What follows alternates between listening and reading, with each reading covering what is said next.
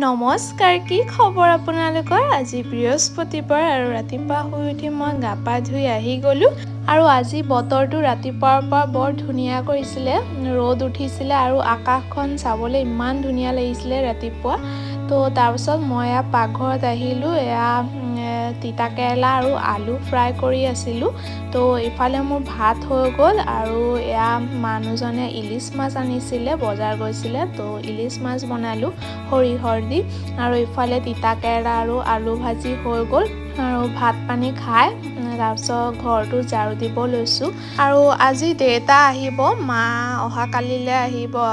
তো ঘৰটো ঝাৰু দি মেলি ৰাগ গুণগুণখন পঢ়িলোঁ আৰু আজিয়ে পঢ়ি আদায় কৰি দিলোঁ। পঢ়ি খতম হ'ল আৰু পঢ়ি বহুত বেছি ভাল লাগিলে।